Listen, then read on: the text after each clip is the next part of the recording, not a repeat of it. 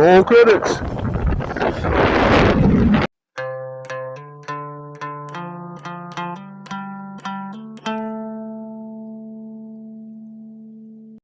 What's going on, guys? Welcome back to Life Elite Podcast. How you doing? I hope you're good. I'm alright. I'm not too bad. I've got some stuff to catch you up on. Some funny stuff, some big stuff. Just more shit in the Life Elite, which is why we're here. So, for the last 11 months, I've been working in a warehouse for a supermarket. Just picking orders, so just in a little, forklift truck, riding around, picking shit up, blah, blah, blah.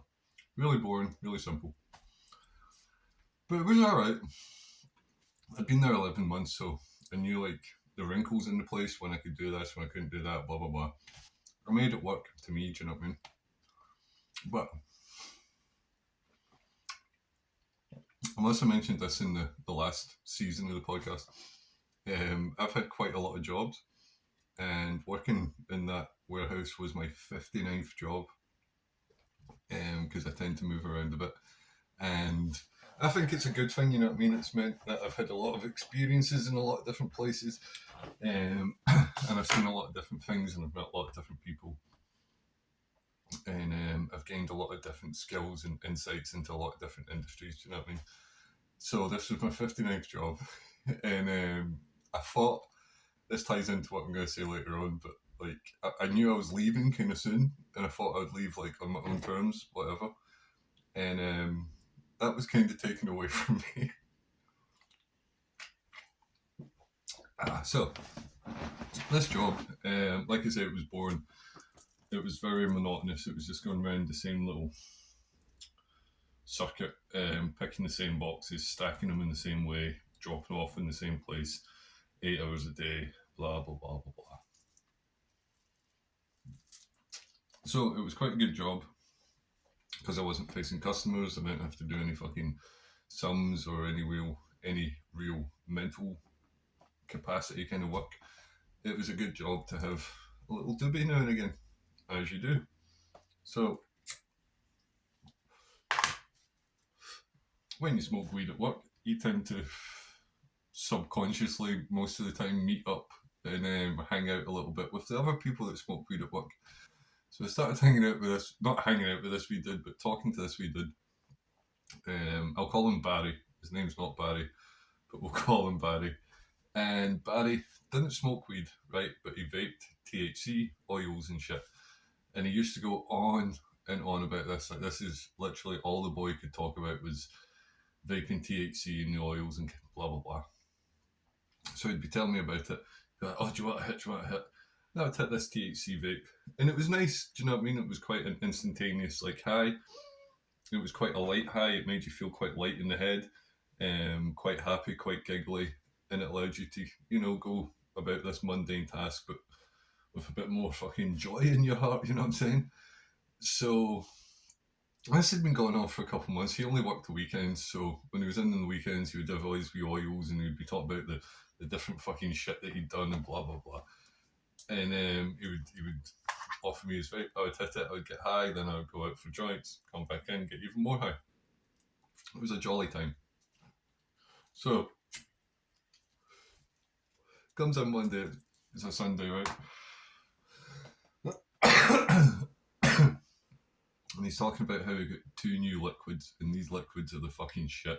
And he's showing me them, right? And it's 2 clear little liquid bottles with stickers on them, right? Not labels, stickers. That was like a psychedelic cartoonish skull, right? One of the liquids was red, one of the liquids was green. And he's saying, oh, this shit's fucking blah, blah, blah, blah, blah, blah. Pure THC, fucking other shit. And I'm like, cool. He's like, do you want to hit? I'm like, aye. So I hit it a couple of times, same shit, lightheaded, nice high, blah, blah, blah. So in this place, we take the orders through headsets, and it's all linked together, and the orders come through, and fucking computers, it's a complex fucking operation. It's all run by this system. So our system went down for 2 hours, and when the system goes down, everything else goes down. Nothing in this warehouse can move without the system being in place, basically. So the system goes down, and we're all sitting about for 2 hours. Barry goes by on his wee truck. I'm like, dude, let me hit that vape. So he gave me it, and I was on my truck, drove down one of the aisles, hit it once, turned, came back up the other aisle, hit it another 2 times, right? Hit the vape 3 times, which is, it's nothing, do you know what I mean? If it's a THC vape. So I've hit it, drove back up, put it on Barry's truck, and just at that point they said the system came back on a little bit, but the headset still went back on, so they were going to give out paper orders and shit.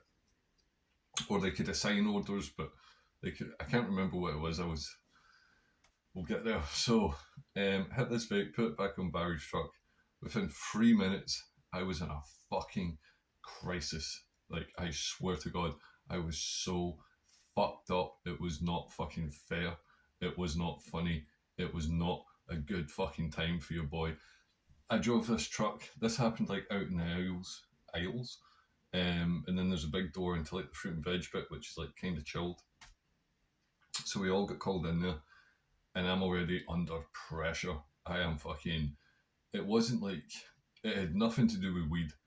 You know what I mean? It wasn't like a whitey, like I don't know what you call that, but when you smoke too much weed, that you just want to curl up on the bathroom floor for 10 minutes, and you go really cold, but you start sweating, and you get this feeling like you've been kicked in the balls and the stomach, but it's different from that. It's like you just curl up in the ball for 10 minutes and then you're good. And I've been through that, you know what I mean? I've had hard times on weed before, I've had hard times on powerful psychedelics, but this was nothing like that. This was just, it felt like a chemical attack on my fucking nervous system, on my central processing unit. I was just fucked up. Like, fucked up. So I've rolled in, the manager did Dom. He's like everybody's rolling up to Dom to get assigned whatever the fuck's happening, and then they're driving away and starting their fucking tasks.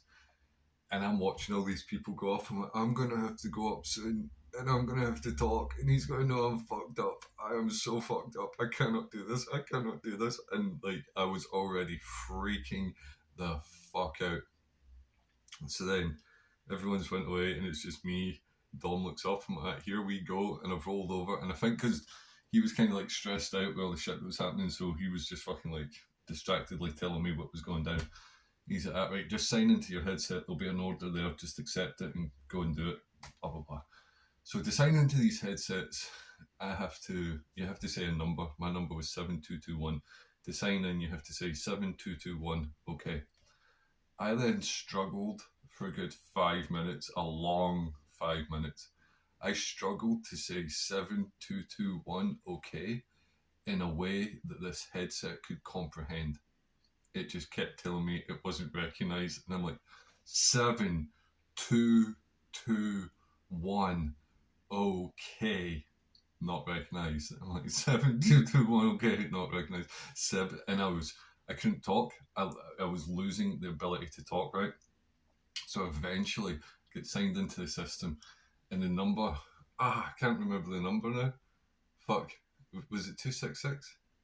No, 256. It was 256, right? So that's the first aisle that I had to go to, right? Was 256.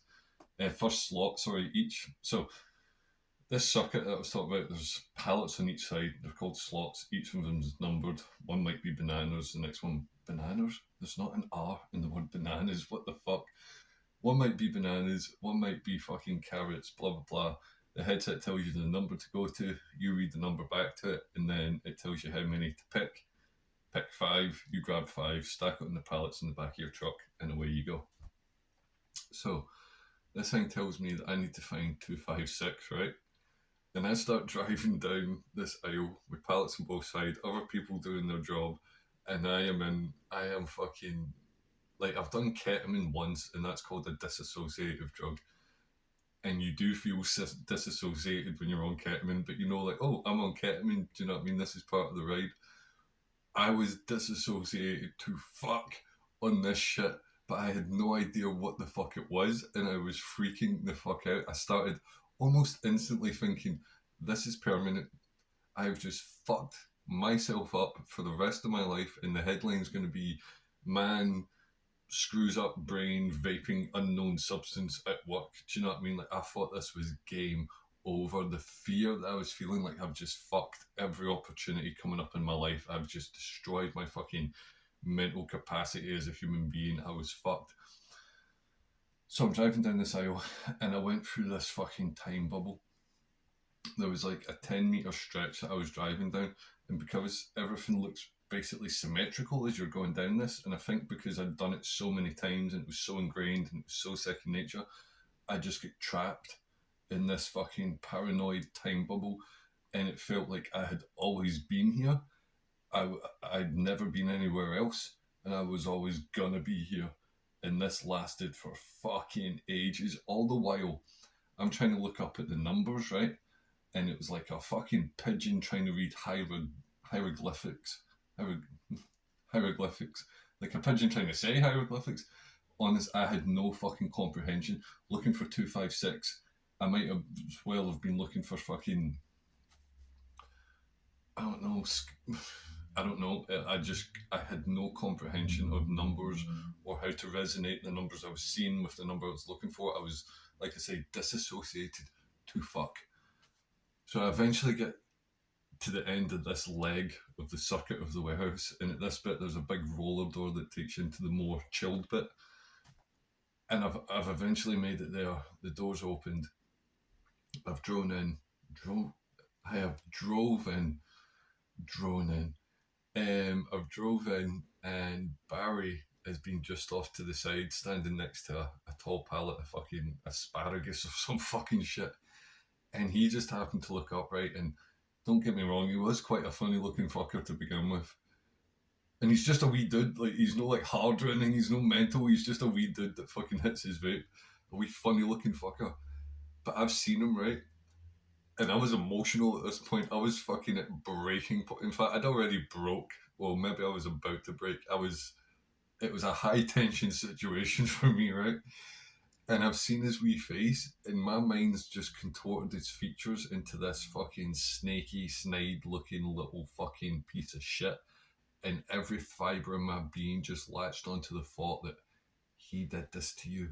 He's the one that fucking done this to you.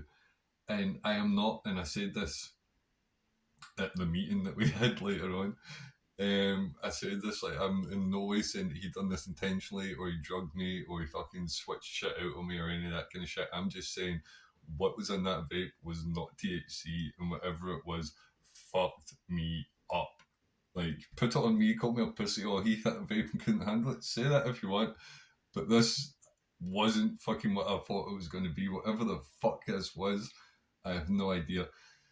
So I've seen his wee face, right? And the fucking rage that's flared up inside me, like, he's the one that's done this to you, he just ruined your fucking life, completely removing all responsibility from me, do you know what I mean? Like, I literally asked him for the vape, but that didn't matter at this point, do you know what I mean? It was him that done this to me, it wasn't me that done this to myself. And I was like fucking on the rage, man. So I went over, remember, I've already realised, like, not too long ago, I can't really talk too well at this point. All this has happened in like fucking, from hitting it in the first 3 minutes to it kicked in. Everything else was maybe like 2.5 minutes after that. But the fucking roller coaster that my mind went on in this time is unparalleled to any fucking psychedelic experience I've ever fucking had. Because at least when I've lost it before, like when I was on mushrooms or whatever the fuck, I was free. I was like down in the woods. I was by myself. It was all good. This was in work. Do you know what I mean? I was operating fucking heavy machinery at this point through the whole fucking adventure. So I've seen Barry's face. Rage flared up, uncontrollable, and I've went over and just started unloading in this wee prick. I'm like, what the fuck was in that vape? That was my fucking THC. What the fuck have you done to me, you fucking blah, blah. Going fucking mental. And he pulled the 2 fucking bottles of fucking vape liquid out. He's going, no, it's pure THC, look at the bottle, it's pure THC, look at the bottle. The bottle was just a sticker with a skull, no writing, no fucking ingredients, no fucking approved by the FDA, whatever the fuck. He had no fucking idea what was in this shit, but he just kept saying over and over again, look at the bowl, it's pure THC, look at the bowl, it's pure THC. And I'm like, I couldn't articulate how fucking ridiculous his defence was, do you know what I mean? So then this wee voice popped up, he's like, hit him, fucking hit him, knock him the fuck out. My fist is clenched, right? And when my fist clenched, the way it felt in my arm, I was like, I can't punch this wee guy. I feel like I'm made out of paper right now. And if I even try and fucking swing, I'm just going to blow the fuck away. So this enraged me even fucking more, the fact that I couldn't hit this fucking boy who probably didn't deserve it, but in my mind, he really fucking did at this moment. So I'm like, fuck this. Plan B, I need to escape. I need to get the fuck out of Dodge. I've drove my wee truck round the fucking corner, encountered a dude. I didn't remember this bit until the next day. He asked me if I was alright. He'd obviously heard the fucking commotion. Asked me if I was alright. The next day he told me, I have no idea what he said to me. I asked if you were alright and you said something and I don't know what it was. And then I've drove away, right? Out the other door, back into the circuit. And then I'm driving down and I see Dom, and I'm thinking, right, he's the captain of the ship in here, he's the fucking line manager, the team leader, whatever. He's the adult in this situation. I'm like, I need to tell him what's happening because I'm not functioning as a human being right now, let alone a good warehouse worker. And he should know what's happening in case there's any fuck ups. Do you know what I mean? And I needed help at this point. So I've rolled up to him, and my mate Sam was off to the side. He's seen me go up and talk to him, and he said he could see Dom's face, and he said from looking at his face, I knew he had no idea what you were trying to say to him at all. But I think he realised by my tone, or my body language or something, that I wasn't corpus mentis, and it was no bueno what I was going through. You know what I'm saying? So he told me to go to the pod, right, which is like this little office thing where they hand out orders and shit, and talk to a guy, Ross, one of the managers. So I'm like, all right. I got off the truck at this point. I was on foot by this point. I got off the truck to talk to Dom, or Dom told me not to get back on the truck. I can't remember, but I was off the truck. I was on foot. Still freaking the fuck out, right? Go around the corner to the pod. Now, the pod, it's like elevated, and there's a glass window, and there's two people that sit at a desk usually, and they give out the orders. But because the system had been down and it was a fucking crisis and shit, there was like 7 people in here, and all of them are just fucking like frantic. There's office workers, warehouse workers and shit. It's going down. So I've walked around this corner, fuck knows what I look like. Sam told me that when he seen me in, like moments ago, it didn't look like I was on weed or, I was fucked up. He said it looked like I was on crack. Like, he said I look fucked up. So I've walked around this corner. I'm now standing in front of this window with these 7 people. Blums came round behind me, went up the stairs into the room, spoke to Ross, right? Whatever the fuck he said, I don't know. Clearly he's mentioned something about the state I'm in. All fucking 8 people now that are in this wee fucking glass window look at me at the exact same time, right? And there was one office worker at the back who I hadn't seen before, and see the look of contempt and fucking spite that he fucking drew me, like, oh, look at this drugged up wee fucking... And I'm like, nope, done with this. I am fucking out of here. I don't need to tell anybody what's happening. I don't need to fucking like sign a release form or fucking clock out any shit. I am done. Fuck this job. I was just freaked out in front of fucking 50 odd people. Like, I ain't having these motherfuckers judge me. I'm out. So I start marching down this fucking warehouse. This warehouse, right, was twice the size of Hampden. They told us this at the induction. And it is twice the size of Hampden. If you're not in a truck, you are walking for fucking ages to get out this bitch. So I start storming down this fucking warehouse. My mind just focused on getting beyond the perimeter. Everything is going to be alright if I get out of these fucking walls. I start walking. Ross, the manager, right, who's a young kid, good fucking dude, just like a tucked away fucking stand-up guy, do you know what I mean? Solid fucking manager, good all-round human being. He's ran out the fucking pod, caught up with me, right? Starts asking me what's going on, starts asking me fucking if I'm alright, blah, blah, blah. I start going on this fucking rant. Most of it based on the fact that like he just fucking gave me a vape, told me it was THC. It wasn't fucking THC. You don't fucking do that to people. You don't fucking blah blah blah. And this was at the top of my fucking voice, and I'm fucking just marching my fucking way out. Ross is fucking trying to keep up with me. Now, as you go out, there's these big fucking roller doors, and if you're on a truck, you go through the roller door. If not, there's a little human-sized door off to the side. And according to protocol and warehouse fucking standards and rules and regulations, if you're not in a truck, you must go through this little door, right? So I'm fucking power walking down here. The big fucking roller door's open. Nothing's coming either way. The system's down. Everyone's just fucking standing around. And I'm just trying to get out of here, right? So I start fucking marching through this door. Ross is off to the side. He's like, Lee, you need to go through this door. Lee, you can't go through that door. And I'm like, I can do whatever the fuck I want. Who the fuck are you talking to? Suck my fucking dick. Swaggering at this place. So there's two of these doors. I've done the exact same thing through the next one. Ross has been trying to fucking convince me to go through this human door. I'm going through the truck door. Fuck you. Blah, blah, blah. Don't fucking tell me what to do. I'm getting the fuck out. Like, going fucking mental still. Top of my voice. But yeah, I couldn't really speak as well. Everything I was saying, my tongue was so dry at this point, it felt like a stone. Like, it literally felt like a foreign object. And I was still fucking, like, fuck knows. I said this, like, how did that? That's why I said to Sam, how did it look from the outside? He's like, mate, it looked like you were on fucking crack. So I'm going fucking mental, right? Finally make it to the end of the warehouse, to the locker rooms, and then there's like one more door to freedom. Just before you get to the locker room, there's a clocking machine. And Ross starts going, Lee, you need to clock out. Lee, you need to clock out, mate. Come on, mate, you need to clock out. And I'm like, you're in my mind, I'm like, mate, you're not getting the fucking situation here. This is above and beyond clocking out. Do you know what I mean? I'm already clocked the fuck out. I just need to see sunshine at this point. It's been an eternity, fucking the last 7 minutes or whatever the fuck.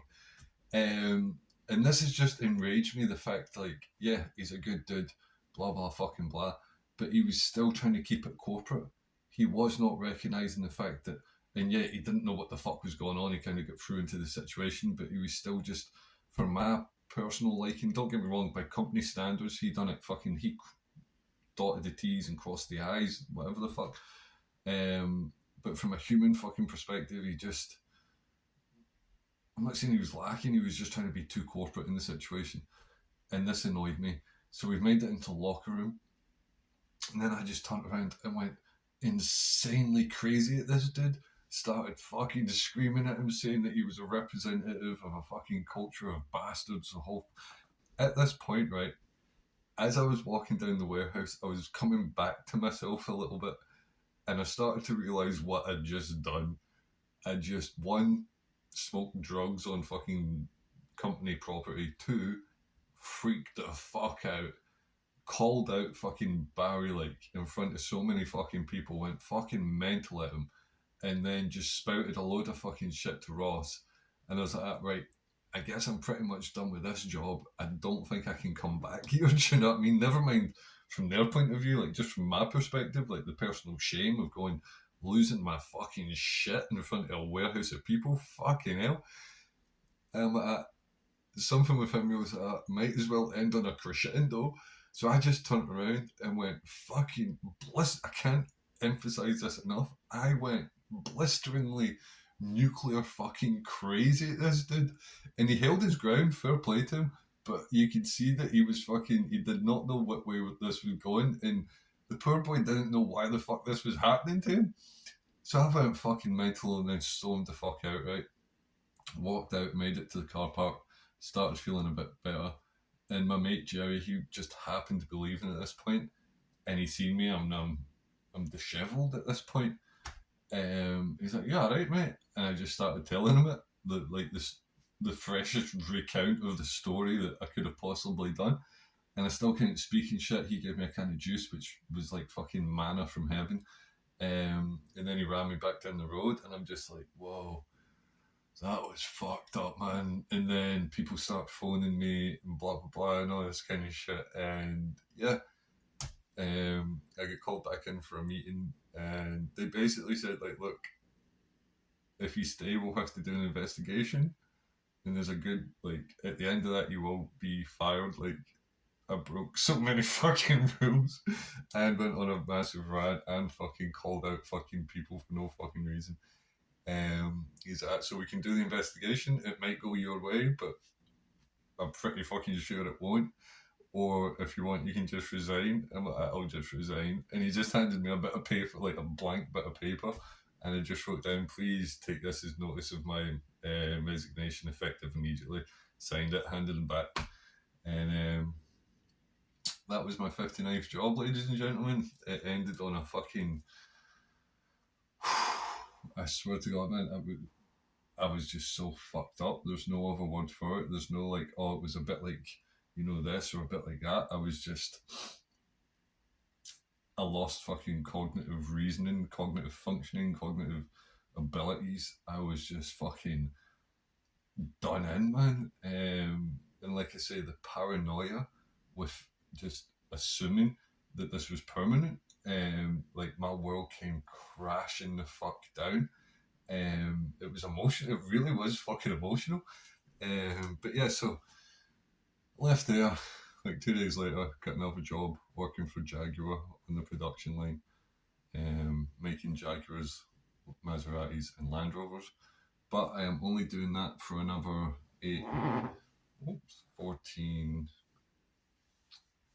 22 days.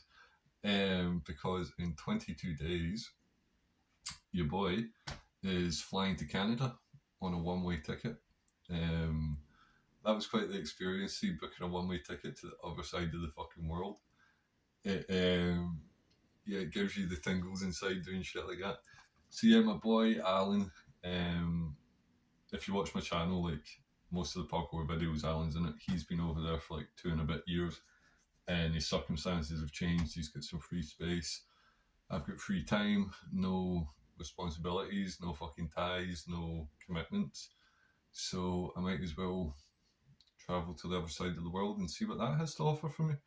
Good thing is I can take you guys with me. It might change the tone of the podcast. The podcast might just become about me adapting to life in Canada, which I think I'll do tremendously fucking well. But yeah, right now, I don't know what's happening. With Canadian visas and shit, like I can go over for 6 months, no questions asked, just 6 months fucking trial, we'll say, and I'll see what happens. If I get a job, if I meet someone, if something happens, if whatever the fuck. Don't get me wrong, I'm not looking to meet someone. I'm genuinely not, because I could do a whole episode in this, but I'm not even gonna really bring it up, because fuck me, it's so weird. Not weird, that's the wrong word. It's just, yeah, I'll see what happens in the future. But yeah, I'm really looking forward to the adventure. I love fucking traveling. I love going to new places, and this is going to be a big one. And yeah, after having a fucking meltdown like that, I think the best thing to do, if you can, is book a fucking flight to the other side of the world, because it was so fucking wild, man. And within like an hour of getting home, like people were texting me rumors like, mate, did this happen? Did you do this? Did that get... And I'm like, nope. That was probably, like, I'm now in my 6th day of job, and out of the 60 of them, that one was probably the worst for rumors and just people talking absolute bullshit. And then people were coming up and asking you really weird fucking questions like, oh mate, did you blah blah blah blah blah, or are you blah? And it's like, no, not even the fucking slightest. It was a weird place. This new place, it's alright.